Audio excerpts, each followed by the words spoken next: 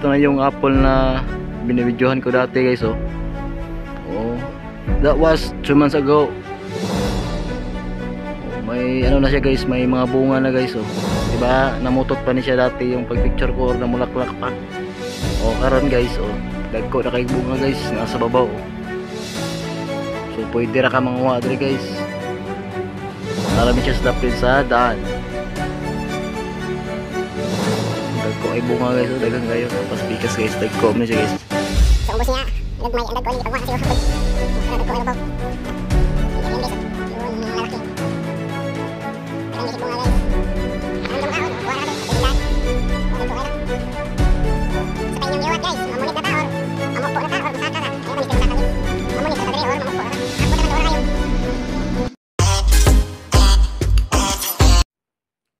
Hello guys, welcome back to my channel, Alfredo Silva Vlog and UK.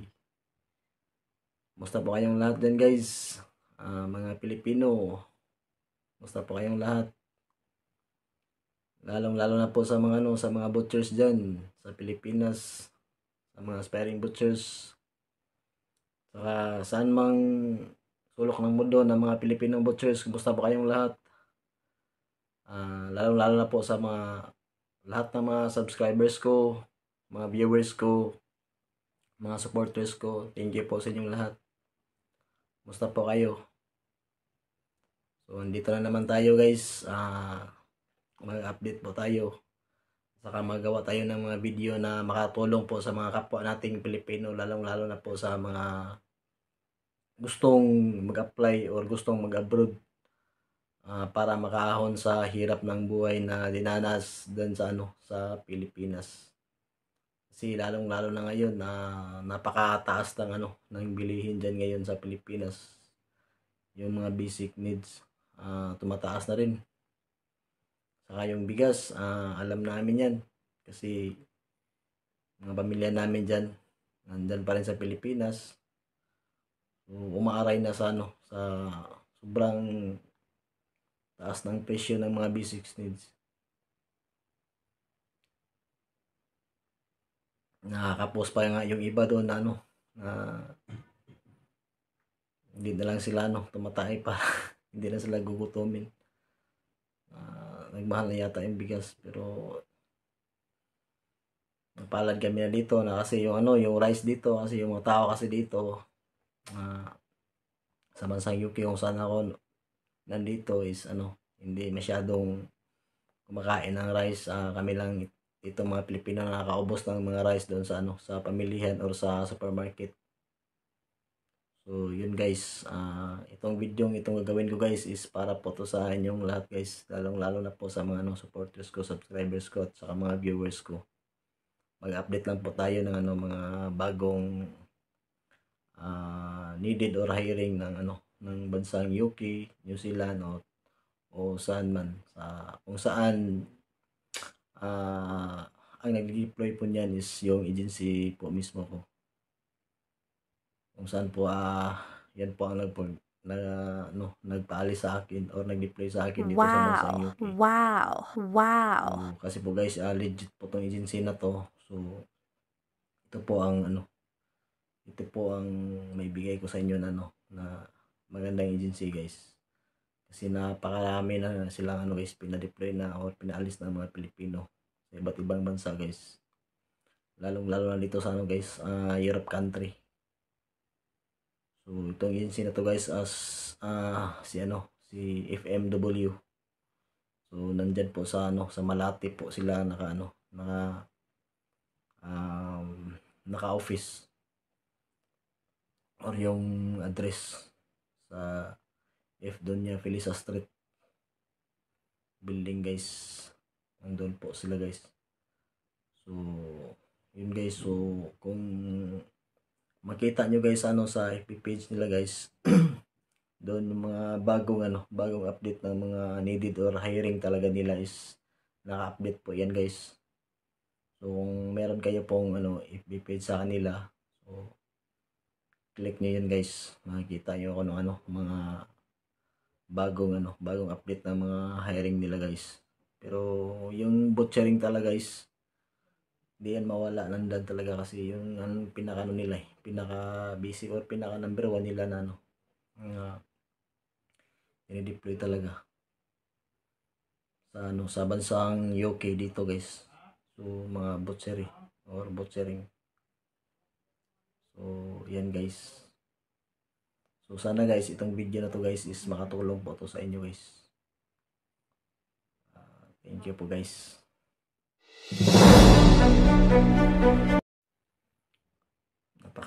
Napaka maraming salamat po sa inyong lahat na tumataas na yung natin, yung subscribers natin, mga viewers natin, at saka yung nagko-comment, meron na din doon. So napaka saya ko guys, at saka nagpapasalamat po ako sa inyo guys.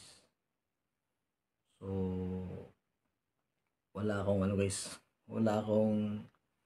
ibang hilingin sa inyo kundi subaybayan yung mga video ko o gagawin kong mga vlog, at saka panoorin nyo guys, then mag subscribe kayo, click na rin yung bell button para po ma-notify kayo sa mga gagawin pa nating mga videos.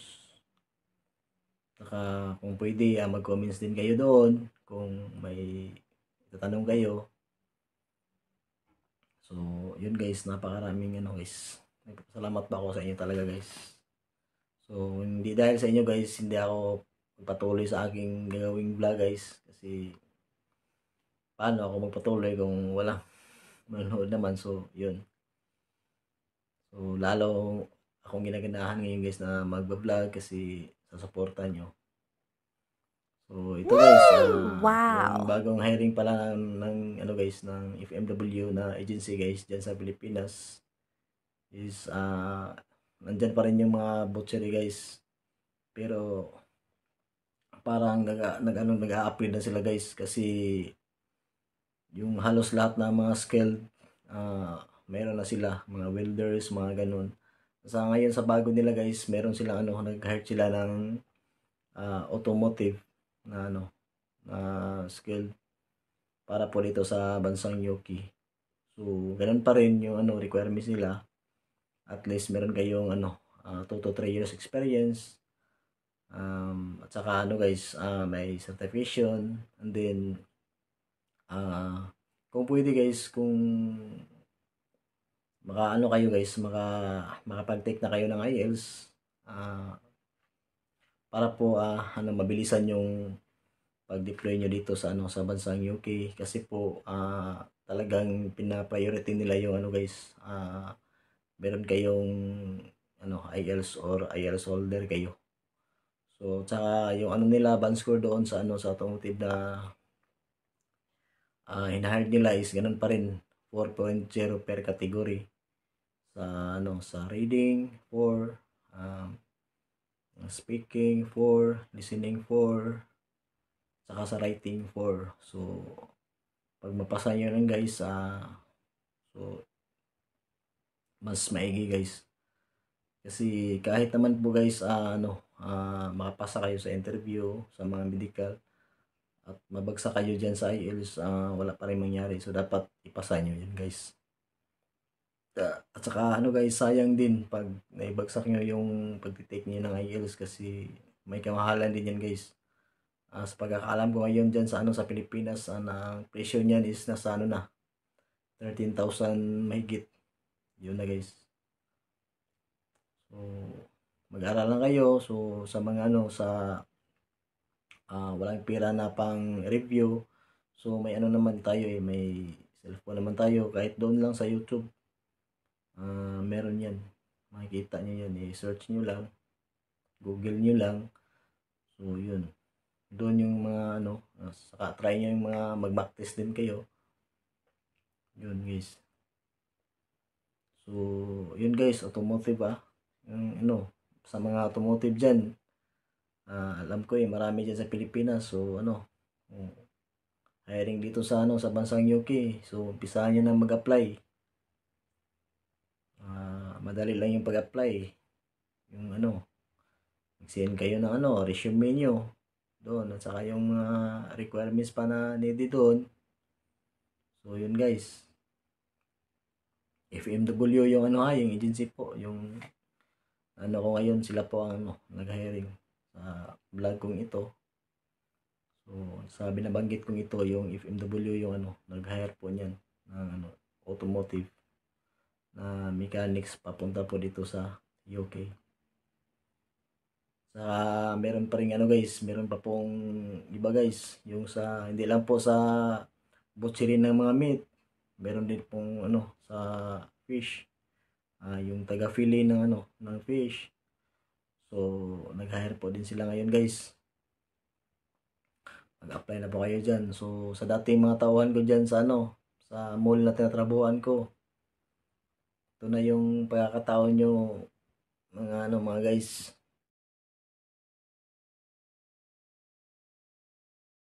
na makapag-apply at saka makapag-abroad. So, hiring po ngayon dito. Yung taga-Dibo ng ano, taga-Dibo ng malaking isda dyan. Taga-Philly. So, ito na. Try nyo po mag-apply. Gawa kayo ng video or videos, CV, saka senior nyo po doon. Saka kung ito guys, balik-balikin ko talaga ito guys. Ulit-ulitin ko talaga guys. Pasensya na po minsan ano, na Bisaya ako kasi Bisaya po tayo. So, yun guys. Minsan kasi makaligtaan ko eh. Ulit-ulitin ko guys. Sa mga aspiring dyan na gusto mag-apply, sa mga nabanggit ko na mga hiring ngayon. So, mas maigi na ano, mag-review na kayo ng ano, ng IELTS. Magtitake kayo ng IELTS at saka ipasa nyo para kung mag-apply, kung sakaling mag-apply na kayo, at saka ano, pasado yung ano nyo, yung CV nyo at saka yung mga videos nyo. So, meaning nagustuhan kayo ng employer at saka ng agency. So, kayo po ang ma-priority kasi IELTS holder kayo. So, yun ang ano, yun ang pinaka ano, pinaka importante na may IELTS kayo. Mas ano kayo, mas lamang kayo pag IELTS holder kayo kasi kayo ang ma-prioritize ni ano, ni agency. Saka mabisang paraan din yan para na mapabilis yung pag-deploy nyo guys. So, yun muna yung ano natin ngayon guys, yung mga update na hiring guys. So, dito sa ano, sa bansang UK. So, tsaka sa ibang bansa guys, marami din silang ano guys, hiring, lalong-lalo po sa mga receptionist. Doon po sa Cyprus, sa ano din yan, Europe din yan. Saka ano, sa New Zealand, meron din silang ano doon. Saka hawak nila guys, malaking ano sila doon sa mga dairy farming sa New Zealand. Saka may bago na rin sila ngayon sa ano, sa New Zealand at sa kasi sa pag-ano ko doon sa pagkatingin ko po doon sa FB page nila sa ano sa kung nursing na ano nila na hiring nila, walang ano walang nakalagay doon na sa ano qualification ano IELTS. So parang walang IELTS yata sa ano sa New Zealand sa ano nursing. So pag nurses kayo doon guys, ano madali lang makuha niyo yung pamilya niyo. At saka medyo may kataasan din ang sahod guys. So yan din, hiring din sila ng nurses kayo dyan sa ano FMW papunta sa ano sa New Zealand. Sa maraming napalis last week ng ano mga dairy farmers nila. Papunta pa rin ng ano New Zealand. So yan guys, sana guys huwag niyong kalimutan na ano yung i-update ng mga videos ko kasi ano guys, every week talaga guys. Pagigihan ko guys, gagawa talaga ako ng ano ng vlog or videos para po i-update kayo kung ano man ang ano gusto kong i-vlog or i-update sa inyo. Talagang gagawin ko yan guys. Kumbaga per week is may ano may gagawin akong vlog or videos, isa or dalawa. So kaya guys, i-ano niyo na yung ano ko every week, yung YouTube channel ko. Kasi every week talaga gagawa ako ng ano guys. Gagawa talaga ako ng video guys. Na ma-upload ko dito sa ano sa YouTube channel ko guys. So yun guys, salamat guys sa panonood ng video ito guys. Sana guys may natutunan kayong ano konting aral at saka ah, may nakukuha kayong mga ano ah,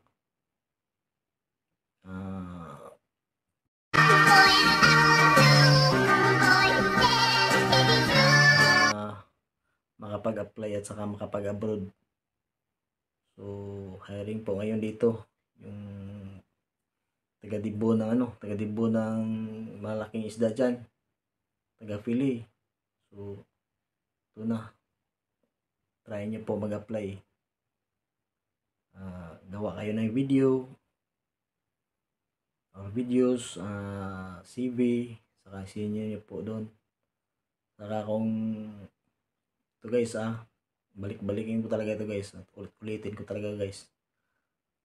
Pasensya na po minsan ano, na Bisaya ako kasi Bisaya po tayo.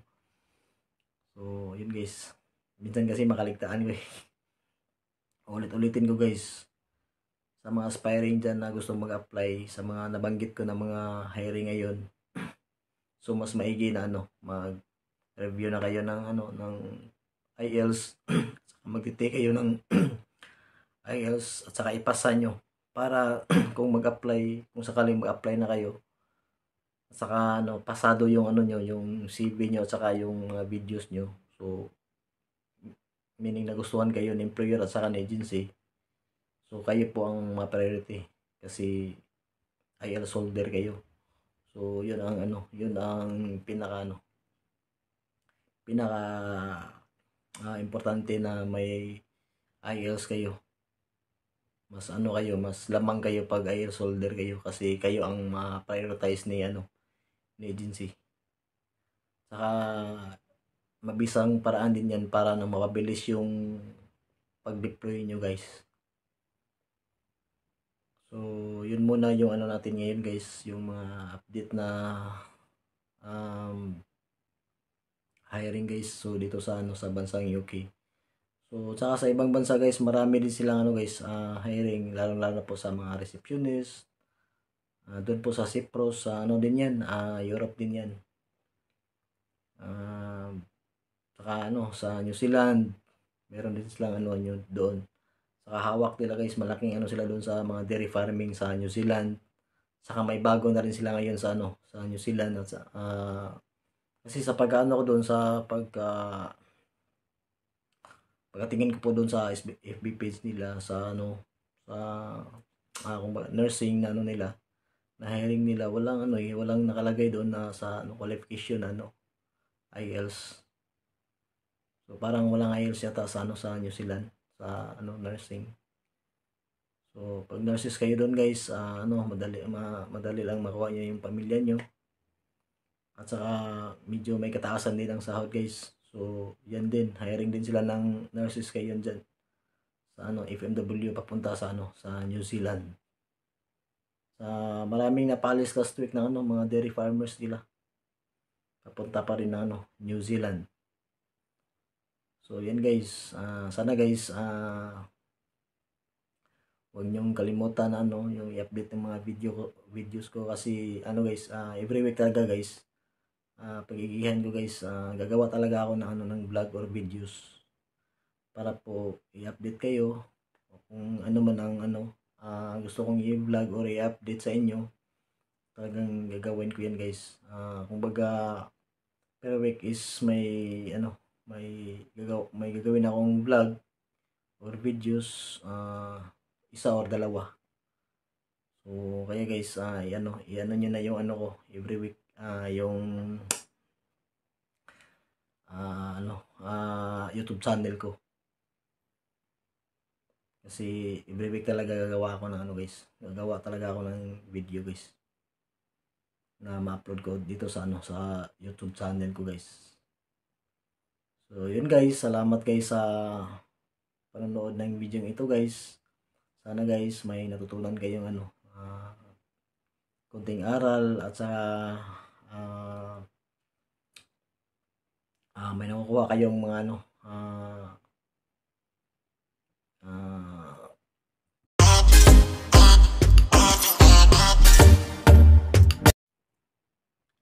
may nakuha kayong mga ideas kung paano mag-apply, kung anong mga update ng mga hiring. So, yun guys. So, sa ulitin guys, maraming salamat po sa inyo lahat. Lalong-lalo na po sa mga subscribers at saka mga viewers ko. At saka sa mga baguhan po dyan na nanood ng video ko. So, ano po, paki-subscribe po, paki-like po, at saka paki-click na rin po ng bell button para po ma-notify kayo sa mga i-upload ko o gagawin ko mga videos. So, thank you po. Bye-bye, mga ka-Alfredo. Thank you.